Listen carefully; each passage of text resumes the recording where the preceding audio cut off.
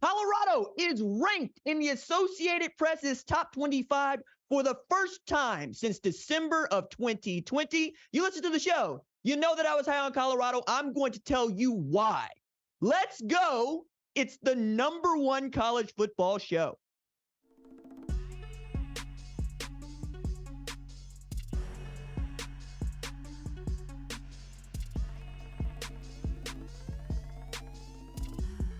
What's up, kinfolk? Welcome to the number one college football show. I am your host, RJ Young. I am not on a step mill. Thank you for watching wherever you get your podcast, the Fox Sports app, YouTube. Again, we're all over. You should rate and review the podcast if you're listening on the audio version. Today on the show, I want to go through the Associated Press's Week 2 top 25, and then I want to compare it to my Week 2 top 25. Probably going to spend a lot of time talking about Colorado, Florida State, LSU, even Duke. My goodness, I got to talk about Duke football in September. How's that for a change in 2023? And we're going to preview some of the biggest games of the weekend, including Texas and Alabama and Colorado on big noon opening at home against Nebraska. So let's go back to the top and let's not actually stand on ceremony. Yes, Colorado, number 22. In the Associated Press polls top 25. And as I had mentioned, it's their first time appearing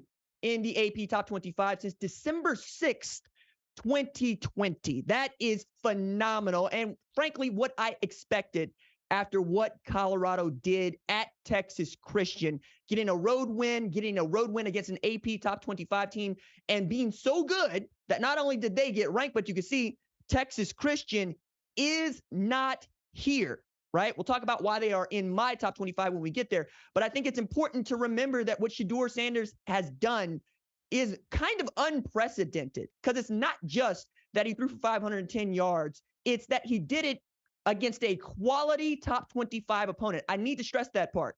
We've seen guys go for 4 bills in week 1 openers. It happened actually about 5 times this week, right? What we did not see them do was go for 5 bills against a top 25 opponent. The point that I would raise on this one is Caleb Williams has thrown for 597 yards over 2 weeks of football against opponents that are not ranked in the top 25. He has the Heisman Trophy. Shedeur Sanders did this against the Texas Christian team that finished national title runner-up last year and started the season as one of the 25 best teams in our sport. Not something to actually sneeze at, right? And that's before we talk about what Travis Hunter did, which is something nobody has done in the last 20 years of the sport, have over 100 yards receiving with a TD and an interception, playing both ways. I talked to a number of people about his NFL prospects, but the thing for you to remember is that he's a true sophomore, meaning the NFL has to keep his hands off of him for the next 2 years. Meanwhile, Shedeur Sanders edging toward first-round draft pick consideration already. And we got lots of folks that are coming around to the show for the first time. I'd like to welcome you. We love it here. It's family. You my kinfolk, right? You listen to the show because we've been in on what Colorado has done from the very beginning. I mean, I had them ranked in my way too early top 25 in January, again in my way too early spring, in March, again in my post-spring, in May, in my preseason in August, and now the Associated Press and frankly the rest of the sporting world has caught up to what kind of a change agent one Coach Prime is. And then, at the top here, Florida State edges into the college football playoff spot off of a win against LSU, 45-24. I thought that they played phenomenally in the second half, right? 31 unanswered points before LSU found a way to get into the end zone. But I'm not sure that they're a top 4 team, and I'll talk about why as we get into my rankings, but I wanted to cite them there because that is a huge leap up against what was a top 5 opponent according to the AP voters. But I'm going to go ahead and tell you, the AP voters have LSU at number 14. Guess where I had LSU in my preseason ranking? Number 14. Guess where I have them in my week 2 ranking? Number 14. Okay. All right. We'll talk a bit more as we get into my rankings about why that is and why I felt like I was justified and saw something like that coming. Nobody saw a 21-point loss for LSU coming. I thought it was going to be a tight game like it was the year before last with Florida State winning it. By the way, I'm 6-0 in picks so far, right? I'm just going to throw that out there. But we also have seen really, I thought I thought we would see a little bit more movement in the top 25, but not so much that Alabama would be number 3 and Florida State be number 4, and Ohio State would get docked for a 20-point win against Indiana. Again, rankings, right? But I have a hard time docking people for winning. I want to reward people for winning. I want to reward people for playing tough opponents, right? Texas Christian, LSU, you played a tough opponent in your week 1. I don't feel like your ranking should be that affected by a loss, especially in the case of Texas Christian when it was a close loss. And when you look at statistics and how the game played out for LSU, it's actually a tighter game to me than I think others might think. Other teams to cite here, North Carolina moves to 17 off of a win against South Carolina. And we're looking at Clemson, who is at number 25 after beginning the preseason at number 9. And you'll see in the AP ranking at 21, the team that beat them, that throttled them, frankly, in Duke. I say throttled them, but that game was weird. Dabo Swinney has been taken out of context. Look at me defending Dabo Swinney. When he said, look, I've never been a part of a game like that in my entire coaching career. And immediately people thought he was talking about a losing effort like that, like they were embarrassed. And no, it was weird. It was really weird. Now, Duke beat them straight up. Great defense and great individual play from Riley Leonard, who I think had like 273 total yards, 98 on the ground, 12 rushes. But again, I saw a Clemson team that just had some miscues that I've never seen before, right? Cade Klubnik, played the worst game that I've ever seen him play. Period. Certainly the worst game that he's ever played in college. And this is a guy who we knew about, right? This is not an unknown commodity. This is a man who came off the bench in the ACC title game and ended up with the ACC title game MVP. He is the reason they won 10 games. He is the reason they made the Orange Bowl. So we all thought adding a Garrett Riley to just what was not necessarily a bad offense, but an offense that wasn't scoring 40 a game like we come to see in the Trevor Lawrence era would make them better. And I thought maybe that would show against Duke. I don't think anybody saw Duke upsetting Clemson. I'm being very, very honest about that because there's a lot of stuff I see coming based on analysis, based on tradition, based on what the past can inform about the future. Is why I'm such a history buff, is I want to maintain what we do in the present. I want to know why we're doing it now based on what we did in the past. But nothing about Duke should have led me to believe that they were going to upset Clemson, except one fact. Duke won 9 games last year when it feels like nobody was looking. They went 9-4 while LSU went 10-4. You'll see now in the rankings, there's not that much distance between them, 21-14, because that's the margins here, right? As much as we want to look at the scoreboard, one of the things that folks that, are on the comments of the YouTube channel and leave reviews on the podcast is, hey, did you watch the games? Because if you look at the scoreboard, it'll tell you a different story than the one that you watch. And I think in both cases, LSU and Duke weren't outclassed. They had some miscues that really just did not go their way. And frankly, it's a game of who made the fewest mistakes as much as it's a game about who capitalized on the mistakes that were made. And Duke is another example of that. Very excited to see what they can do the rest of the way, because they got everybody coming to them this year, right? Like they get Notre Dame coming to them this year. That's going to be a lot of fun. You know, we'll see just what that means in an ACC without divisions, where for the first time in its history, or since it went to divisions, I have to say, we are going to see possibly Florida State play Clemson, or even Clemson play Duke again. It's all on the table right now after week 1. Yes, nobody is out of the college football playoff unless I go looking at history about where people were ranked, and we can say it's never happened before. But right now, it's really difficult to say that anybody can't make the college football playoff, because anybody has. We've seen a G5 team get an invite, and we've seen teams that did not even play in their conference title games get an invite. So it's all there for everybody. It's just about how does the selection committee feel about you, and that's why we care about these rankings so early. I understand people that are saying that, we shouldn't be ranking people before November, and I'm saying, yeah, but some of us are. I'm gonna. And you don't want me to be the only person ranking people, right? And as long as we're going to rank people, we're also going to rank them with what can we expect with the college football playoff selection committee looking to take up this baton and carry it all the way to December following those conference title games. And I think the top 25 still does a really good job of getting us in a rhythm for what it is that we want to see out of those 4 teams selected for the college football playoff, because that's what it's about. Which 4 teams do we want to see play against each other or play each other again?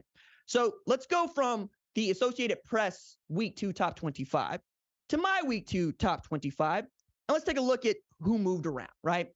You'll know that I'm on the Colorado hype train, but I'm not going to overreact to them beating a team that I ranked at number 15 in Texas Christian in my preseason poll. That was a ranked matchup for me.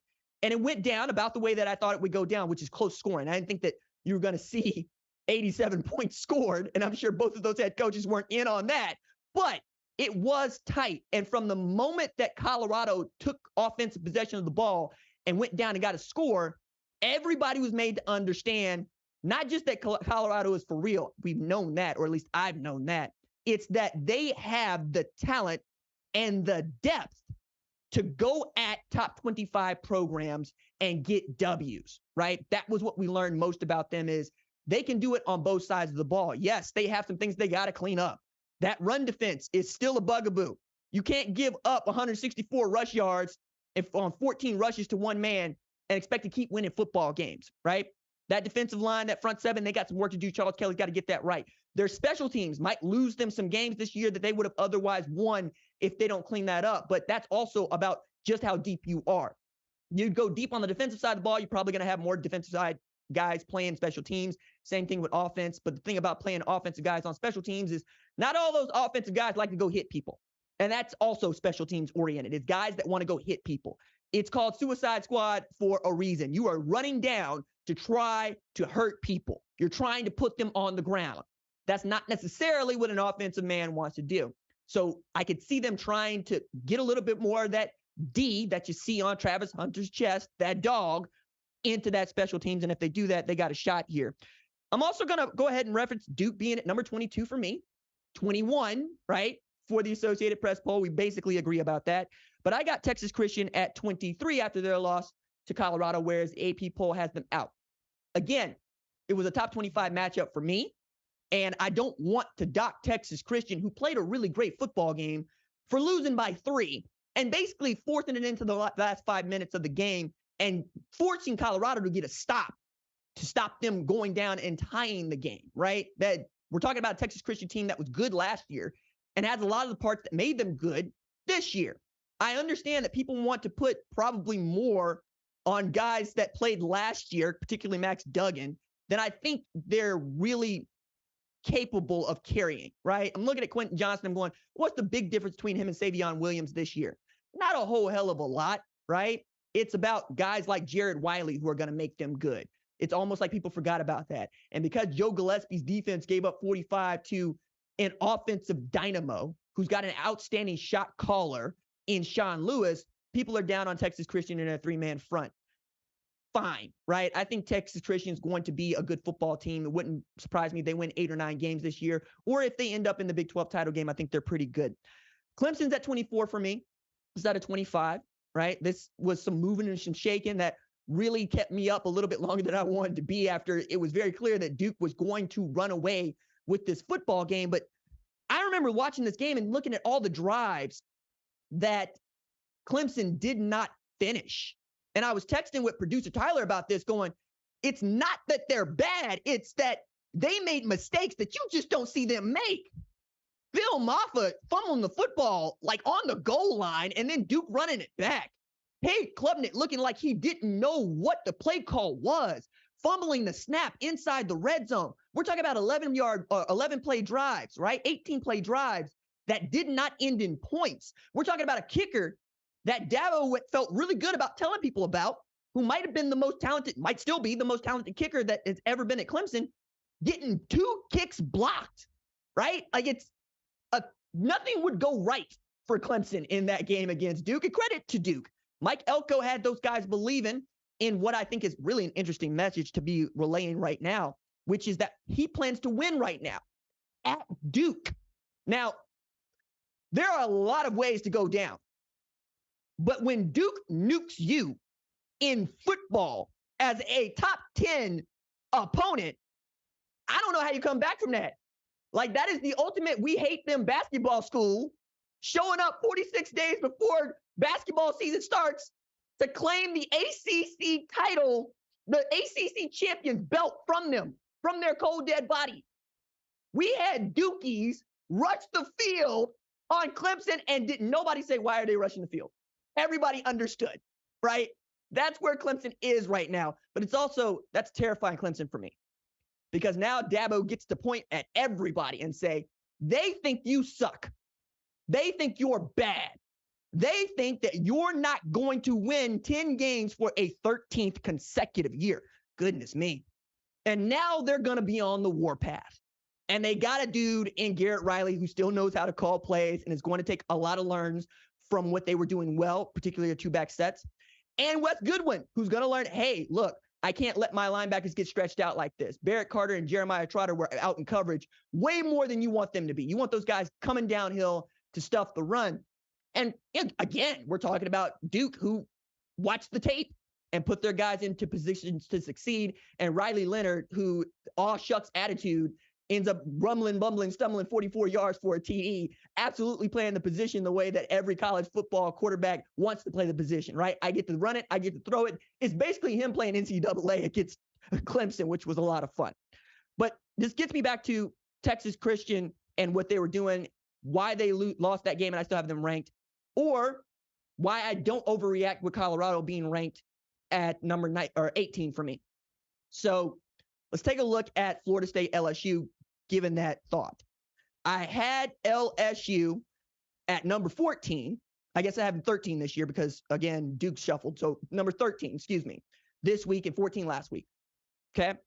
I had Florida State as a top 10 team, but not a top 4 team. And I didn't want to overreact to them beating a team that I did not think was a top 5 team by any stretch, right? So they get a win against a good LSU team in what is a neutral field, but it's in Orlando, Florida, right? And you're Florida State and they're LSU. I got a hard time with that one being neutral, right? But I also saw a game in which there was a moment when I wouldn't have trusted Jordan Travis to cook my grits. Hell, if Keon Coleman didn't show up, I don't think that I would have trusted Jordan Travis to lay the table. You know what I'm saying? Like that first quarter, 7 penalties in the first quarter. It looked like Jordan was trying to throw the football to the other teams time to time. He was running around for his life, not necessarily because he wanted to. When Trey Benson was working, they didn't keep feeding him the rock. I saw drop after drop after drop from guys that I'm not used to seeing drop the football. Jaheim Bell and Johnny Wilson in particular. I saw them get 4th down stops against LSU inside the red zone. I did not expect that. I also saw them gave up 347 yards passing and 100 yards rushing. All right. If they did not come alive, I should say, if Keon Coleman did not come alive, we're probably talking about a different scoreboard here. And we're talking about a much closer game. So I'm not in on Florida State being the 4th best team in college football. Not yet, right? They could still get there for me, but I didn't want to overreact to this. I also wanted to give LSU its due in that LSU was playing without Mason Smith, right? And we're also talking about an LSU that was still trying to figure out what to do with Harold Perkins. I think they're overthinking this. Don't have that dude doing everything. Have that dude rushing the passer. That's what he did great last year. I get that everybody wants to develop a full-time linebacker and whatnot, but if that dude's elite at getting into the backfield, just let that dude get into the backfield. Let's not make this difficult, right?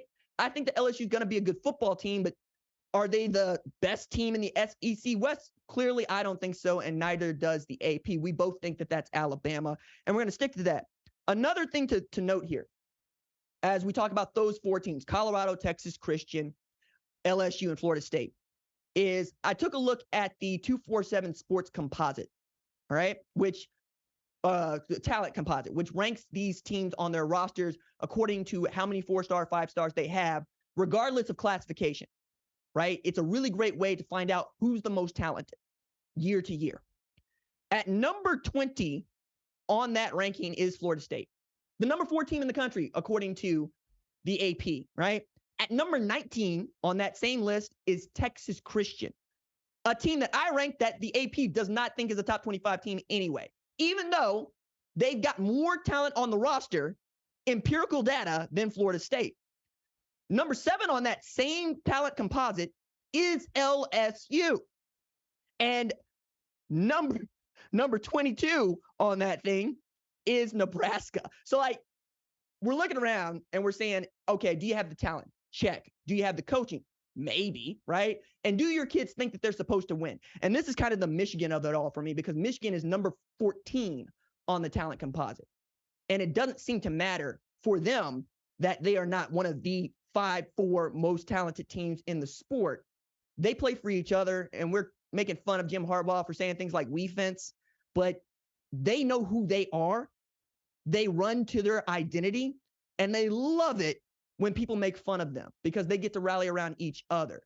I'm done doubting Michigan. Like, I got into that trap last year based on much of the same sort of analysis that I would use for anybody else, right? And it just doesn't matter in Ann Arbor. They're going to do what they're going to do, and I'm just going to watch them and say, no, it's a good football team. That's what I'm going to do.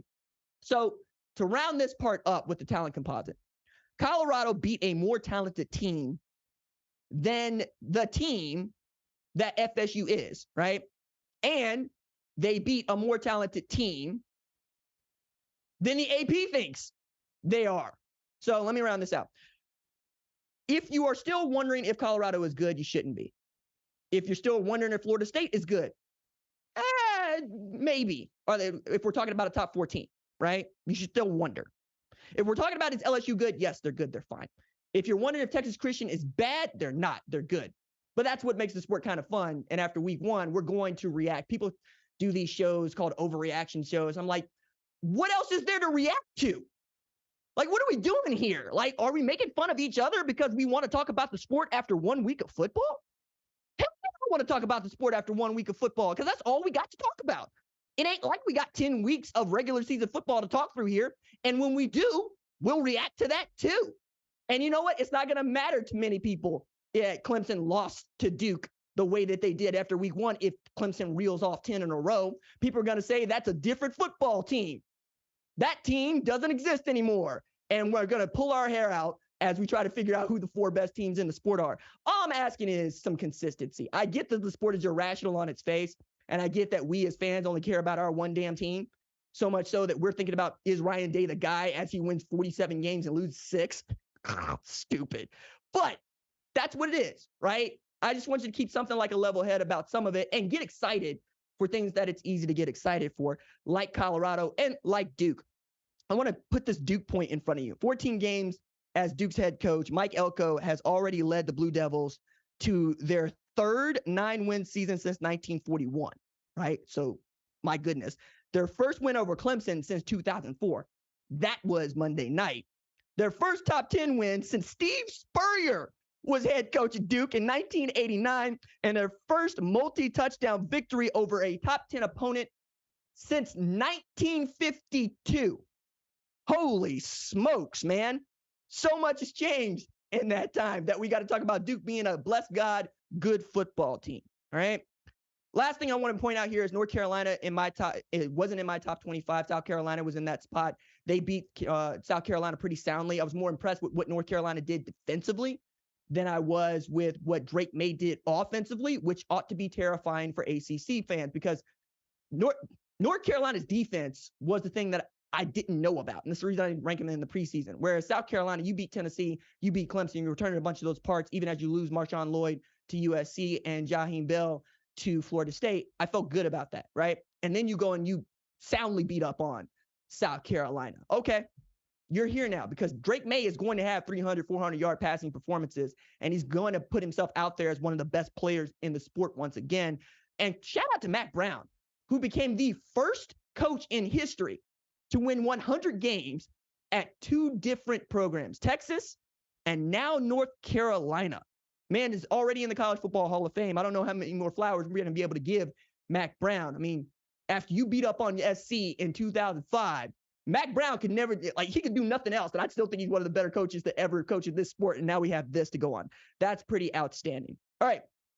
Let's go from analysis of the AP top 25 and my top 25 to looking toward some of the biggest games of this week 2 slate. At the top for me, Nebraska at Colorado for Coach Prime's home opener. We've been looking forward to this game for some time. Not to put too fine a point on it, but since they sold out their season tickets at Colorado in April, everybody circled this because Nebraska travels, right? No matter how good or bad Nebraska is, Nebraska's going to be out there in force. And they lost the game against Minnesota that they had right there to win, right?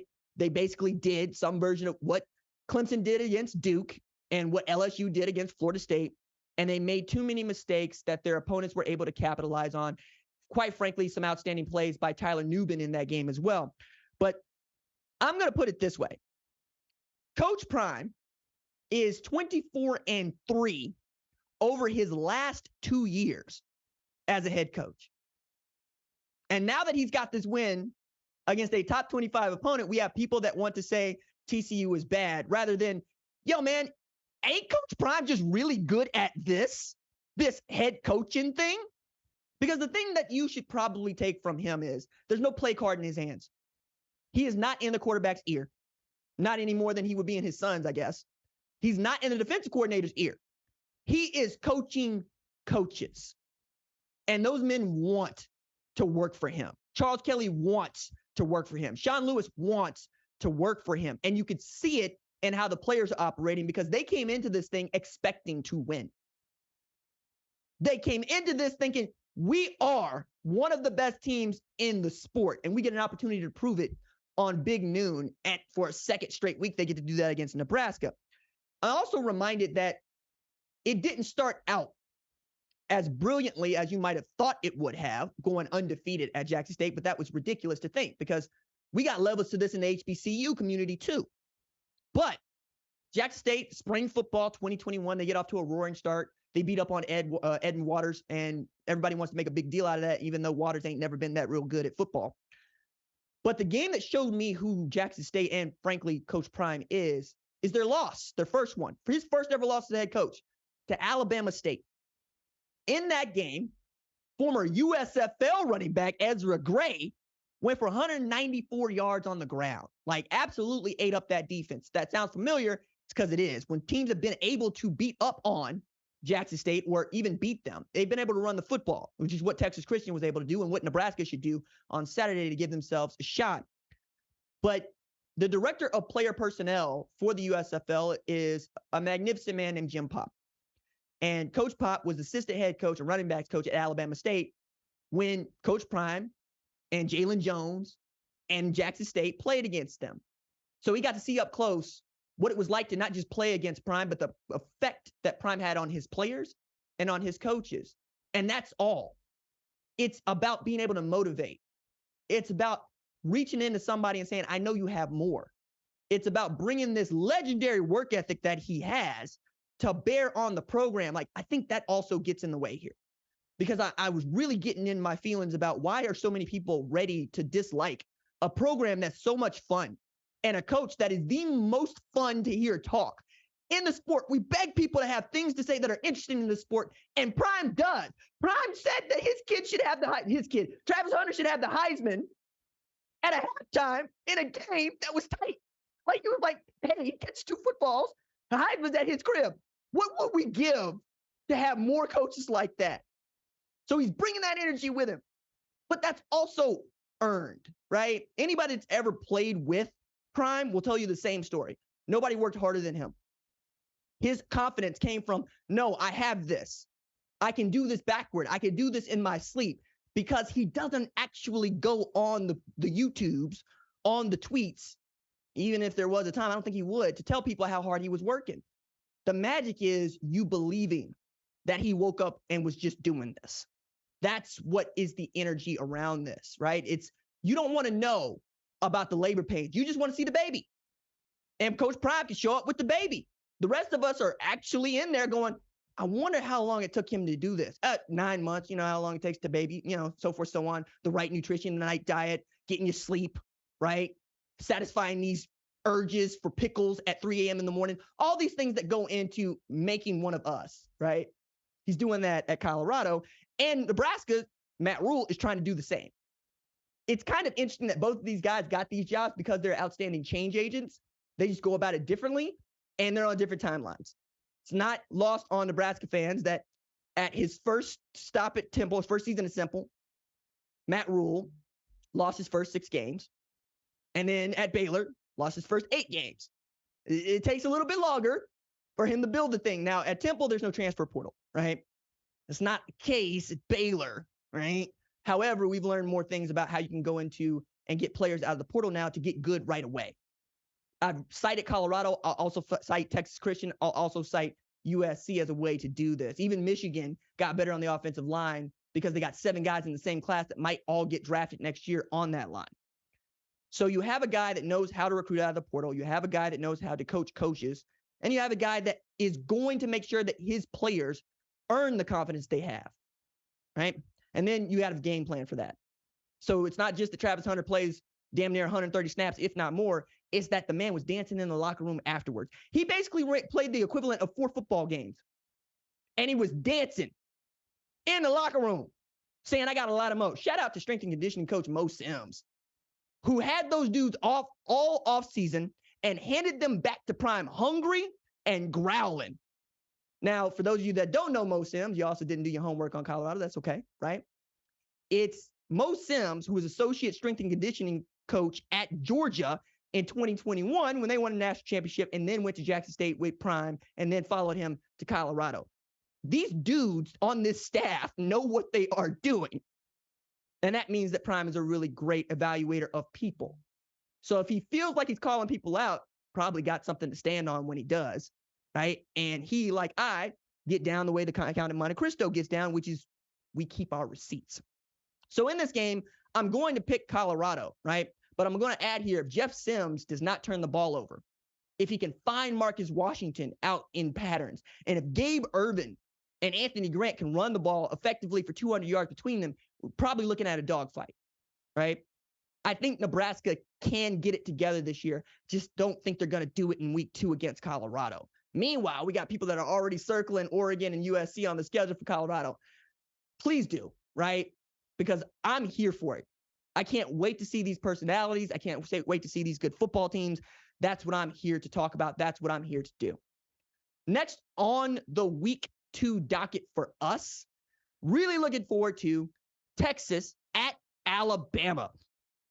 Now, this could be a game for a college football playoff spot, right? Because I think it kind of sort of could have been last year, depending on how things go with Texas. But I've said all offseason that Texas beats Alabama last year if Quinn Ewers was healthy for the entire game. We are all hoping that Quinn Ewers is healthy for the entire game against Alabama this year, but this game is not on the 40 acres. It's at Bryant-Denny. It's why you're already seeing that Alabama's favored. But somebody better call Robert J. Oppenheimer, because these boys from Texas are a problem. Okay? Tavondre Sweat, Malik Muhammad, David Benda, Jalen Catalon, Anthony Hill, Jalen Ford, all dudes. All dudes. I watched them play against Rice, and they're flying around. They're shooting gaps. Jalen Ford already has an interception this year. He's the best player on that defense. Benda had 6 tackles in that game. Malik Muhammad absolutely showing out, and I've thought the world of Jalen Catalon since he was at Arkansas before the transfer. But they also got Xavier Worthy, who reminds me more of Brandon Cooks than anybody that I've seen in a very long time. He's $170, but he don't play like that, right? Same thing is about Brandon Cooks when he's at Oregon State. He's short, but he don't play like that. He big bodies people, and he goes and gets football, and he's ready to fight. Quinn Ewers has a laser sight on that cannon. That was really interesting to see against Rice, too, is not just that he could throw it deep, but he could put it where he wanted to, down the field. That's why he was a former number 1 overall recruit. JT Sanders, Jordan Whittington, A.D. Mitchell, they complete that fighter jet, dagger attack. Steve Sarkisian dressing that look up, whipping a Windsor tie on it, button down the jacket only to launch into a good old-fashioned ISO counter and sweep, dialing up. Basically, from the carrier, send them, right? Like, it's a really fun attack to watch go out. And then Kelvin Banks anchors that line where he might be the most talented offensive lineman in the sport. Gave up 1 sack as a true freshman last year, which is ridiculous, and he's only getting better this year. Jonathan Brooks, Keelan Robinson, Jaden Blue, and C.J. Baxter, all back there on alert 5, ready to go. They go deep at that tailback position. I'm excited about Texas, right? Alabama, on the other hand, are going back to some of their 2013, 2012 roots, even 2015, 2016, depending on how you want to view Jalen Hurts at Alabama. But somebody better call the Russian Empress Catherine II, because these Alabama boys out here looking to be great. Okay? Deontay Lawson flying around the football. Caleb Downs solving Rubik's Cubes inside of 3 minutes and playing safety at Alabama. Terrion Arnold, Jalen Key, all dudes in that secondary that I think can absolutely play. Dallas Turner, might be the best pass rusher in the sport, depending on how you feel about Jared Verse. Probably one of those two guys that you're talking about. And then offensively, that was the story, right? We got two new coordinators, but Nick Saban in a defense is Nick Saban in a defense. Don't care that Kevin Steele is defense coordinator. Offensively, you lose Bill O'Brien, and you go get Tommy Rees from Notre Dame. And the thought was you're going to run the ball in a more pro-style set. Not necessarily, but you are going to run the ball, right? One of the things that was interesting in seeing Jalen Milroe get the start is they're out there in shotgun, but they're out there with two tight ends in the shotgun. And the light bulb went on for me because two tight ends in shotgun get you a light box, right? Where you can fold it into two extra blockers. So your 5 becomes 7, right? Or even can become 8 because they'll run Jalen Milroe as the quarterback in the extra man. That's really fun to watch. And I watched every bit of that Middle Tennessee game so I could give you this insight. And they go 4 deep at the running back rotation with Jace McClellan, Roydell Williams, Jam Miller, and Richard Young in that game. But the thing that really struck me was they played 3 quarterbacks, right? Garbage time in the second half, but they played 3 quarterbacks.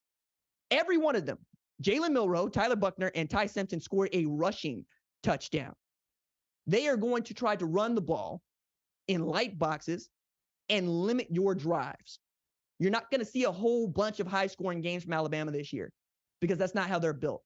They are built to take advantage of the ball when they have it by pounding on people and to do what they would normally do defensively, which means that their defense is probably going to play fewer snaps than it has in recent years because they're not going to score as quickly as they're used to scoring.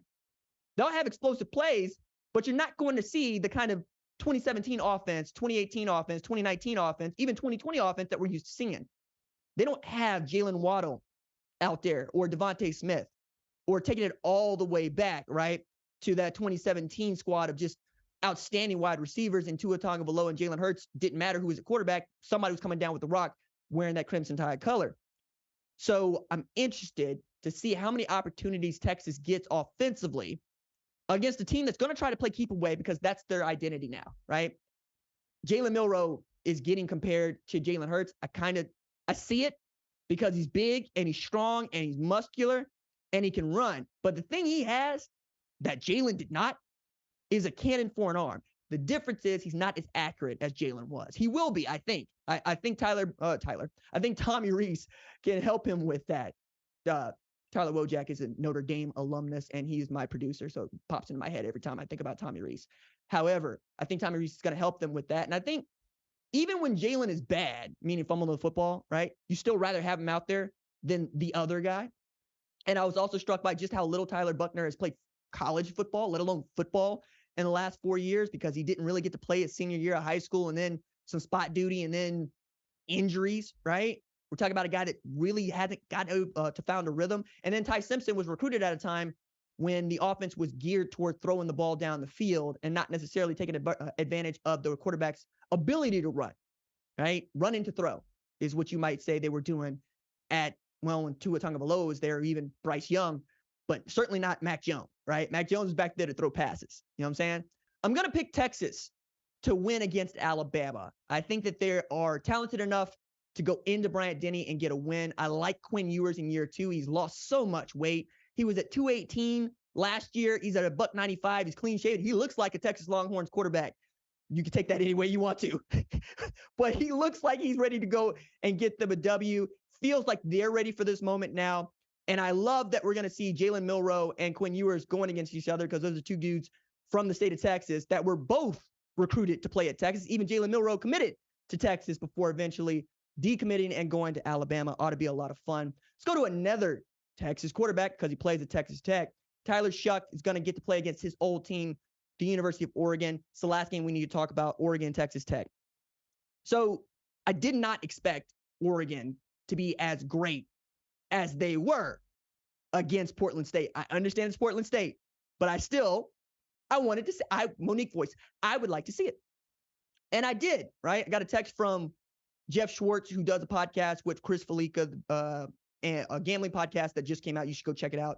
They're a lot of fun. Jeff is a lot of fun. He's on the show a lot last year, but he's also an Oregon alumnus. And he said it's a great day to drop 100 on Portland State. And I'm thinking, all right, but stop at 72 because Oklahoma at that point had scored 73 on Arkansas State. And they put up 81, man.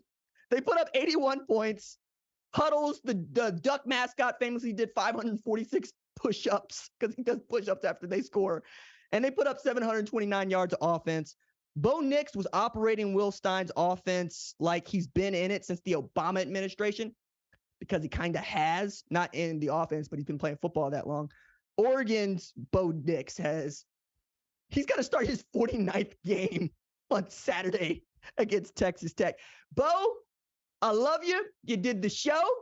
You married a lady whose last name is Smoke, so it's right there. But cash in that IRA, okay? Siphon that 401k, all right? Buy back the family farm. Been playing football forever. Jordan James and Bucky Irving are outstanding in that tailback room. Bucky Irving averaged 29.8 yards per carry against Portland State. And yes, he carried the ball more than twice.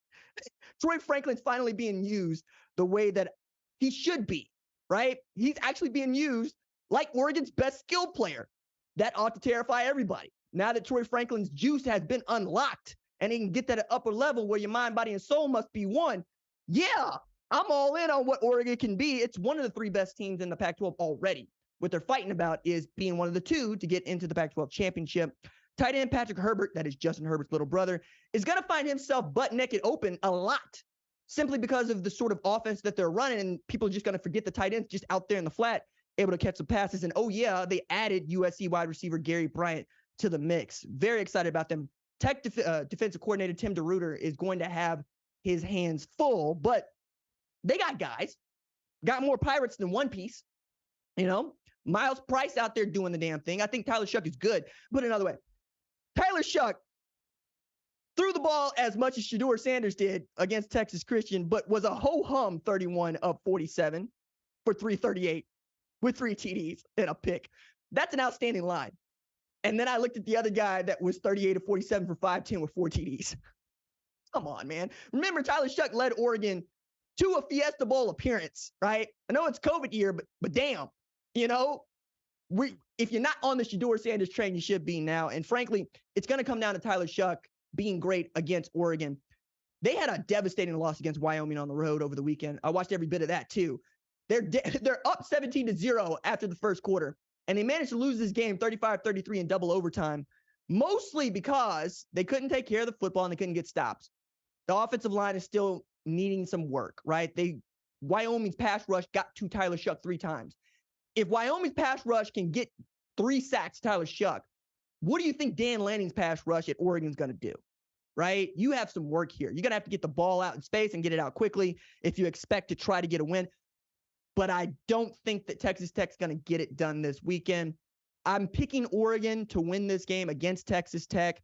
I love what Dan Lanning has done since he got to Oregon. He took a 49-3 loss to the eventual national champion and flipped it on its head almost immediately. That's a team that won 11 games last year while nobody was looking. They look like a team that can win 11 games this year. They look like a team that can win the Pac-12 championship this year. And they look like a team who's operating like they should make the college football playoff for the second time, right? Like, we're really in on what the Pac-12 is doing after going 13-0 with their week 1 slate just in time to blow up the conference. It's an exciting week, right? We're all here for week 2 of the college football playoff, but I'm going to do this on the way out.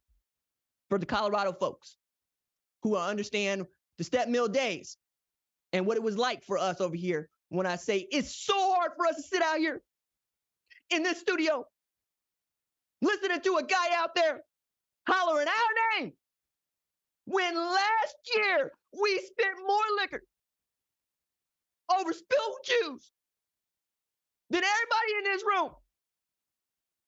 You talking to the Rolex wearing, diamond ring wearing, kiss stealing, woo, wheeling dealing, limousine riding, jet flying, son of a gun. And I'm having a hard time holding these alligators down. Woo! Little Ric Flair on the way out. Somebody's going to find that YouTube video from Oklahoma State years ago, and they're going to post it. And I'm going to retweet it because you never forget where you come from. Having a great time doing this show at Fox Sports. Reminds me, please hit up Apple, hit up Spotify, hit up wherever it is that you get your podcast. Rate the show. Leave us a 5-star review. Try to get us over 200 reviews going into the weekend. That would be nice. If for no other reason than Colorado was ranked here before it was ranked anywhere else. All right, that's going to do it for this episode of the number one college football show. We're going to be live Saturday night following Texas, Alabama. So be here around about 10 o'clock Central Standard Time, and we'll talk about and react to the days of college football. Our lead producer is Tyler Wojak. Our senior producer is Catherine Donnelly. Production assistant is Kiara Santana. Our social media maven is Javion Duncan. Our lead of screening are Jack Coakley and Torrin Westfall. Our director is Gabe Gross Sable. I'm the host, RJ. We will see y'all live Saturday night. Deuces.